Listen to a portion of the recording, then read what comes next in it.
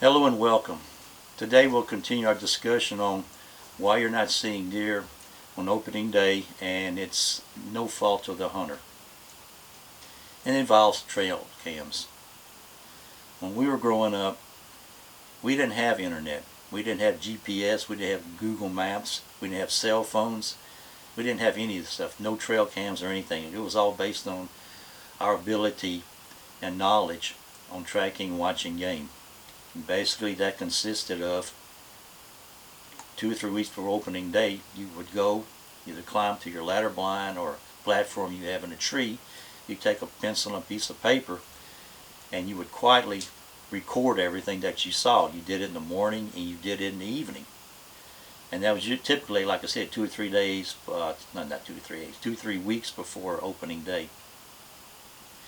And the purpose of that is what today they call deer management, but back then it was a way to monitor your deer herd, because back then venison was a staple.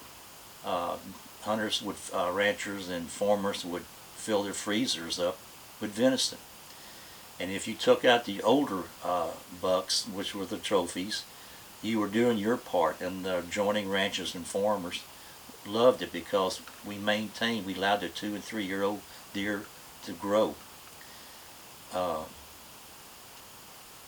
Then right after that, I guess it was about the early 90s where trail cams came out, and they were three pieces to them, 3 parts. They had a transmitter, a receiver, and a little 24-inch cable that went to a 35mm camera, and they worked. Problem is, the squirrels love the little cable to chew on. But today, now we have high-tech cameras. You've got the flash, you've got the low glow, and then you have the no glow, and then you have the cellulars, the cameras. The first one we'll discuss is the flash. That's one of the first ones that came out. The problem with those, that what we ran into, and we do a lot of experimenting, and we run cameras year round, so we get a good feel, how they affect the deer. We've done this over years, and this is, I want to pass on the information to you. The flash, pretty much the white flash, and like I discussed in previous shows, it affects deer eyes based on their rods and cones. If you have a flash deer cam sitting 3 feet off, and it goes off with a bright light into a deer's eyes, well, it's like somebody putting a flashlight in your eyes suddenly. We've noticed that when that happens, the deer may or may not come back again. It goes to another part of the ranch. The distance is important. They tell you pretty much how far their flash range is and everything else. So take that in consideration. If you want to continue to use those, we recommend, and we've tried this, and it does help, it's not 100%, is put your camera up as high as you can. You can reach it, angle it down toward the deer, and kind of keep a little distance so you can get an idea of what's on your property. The next one is the low glow, LOW. Those have a cluster of red LEDs, and they work fine. Like I said, I discussed in the other ones the colors that deer don't get scared. The red, we've learned that while it doesn't scare them completely, after 2 or 3 times, they typically go to another part of the ranch. That's just the nature of the beast. We know that green is great, but they don't have green LEDs. If you watched the previous ones, you know what I'm talking about. Then you have the cellular cameras, and those are great because if you can't, and they also operate on low glow, no glow, and that keeps you from constantly going out there. You can look on your cell phones or your laptop or whatever you got, and it keeps you from constantly going out there leaving your scent. But you got to keep in mind with these, you got to have plans. And those plans can get expensive because lots of times the more you use it, the more the cost goes up based on the number of videos or pictures you take. So keep that in mind. And the last one is the low glow. I mean, not logo, I'm sorry, no glow, N-O glow. And that's the ones we use. They're the best, okay? They don't emit anything. When they go off, it's like holding them, looking at them with them off. You can place them anywheres and they work great.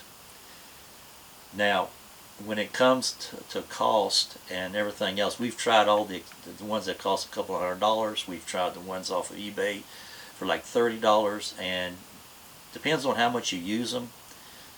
We've used the cheap ones, and we haven't had any problems. Not to say it wouldn't work for you, but we had no problems. We've had them in snow, we've had them in rains and in heat and everything else, and they work great. Now, like I said, it may not work great for you, maybe get a bad one or whatever, but they've worked fine. Depends on how much you plan on using it, okay? And they can generally, last time I saw, they're around 30 bucks, and if you're trying to save money, it's something you might want to consider instead of investing $200 or $300.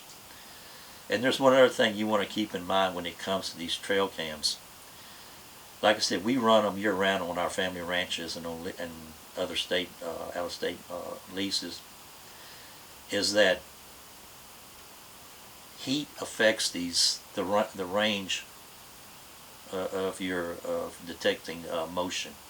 The hotter it is, the shorter your distance. That's what we've run into. And I'm not saying all of them are like that, but the ones that we've tried a lot of them, heat does affect it. In colder weather, you got a better range, longer range. So basically keep all that in mind. Next thing that could cause you not to see anything on opening day is the property owner. Unfortunately, we have to deal with that because there's some that plan on using you to hunt deer for their own families or whatever.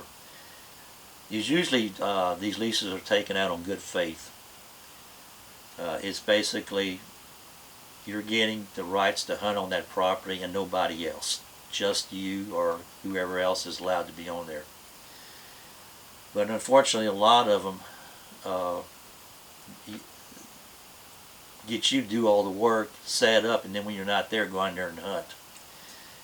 Now, when they ask you a lot of questions, this might help. When they're asking questions, they're going to ask general information about how many people, when, and what, and that's just natural. But when they start getting the very detailed, like, do you work Monday through Fridays only? Do you just come up on the weekends? Is anybody coming during the weekdays? Some of this is legit, but when they start getting too detailed, trying to pin down exactly when and when you're going to be out there, that kind of sets off red flags. So keep that in mind.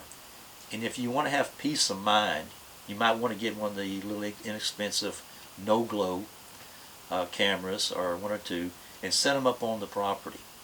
And that way when you're not there, you know what's going on.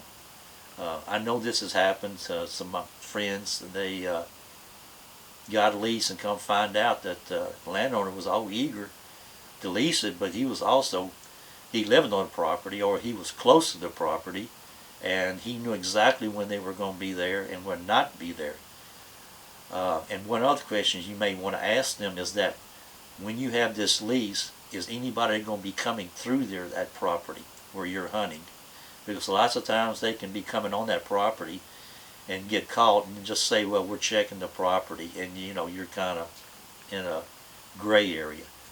So try to make clear, that while you're leasing it, there's not going to be people coming and going, including him, on the property, spooking deer or whatever. So keep that in mind. And like I said, set up some of those no-glow so they don't see them, and also put them up high so it limits their ability to find them. Put it up high and angle it down, and that'll give you peace of mind when it comes to protecting your lease. Well, I guess that's about it for right now. I'll be doing some more uploads. And I appreciate y'all watching. I'm hoping this information will help you out in the future. Thanks.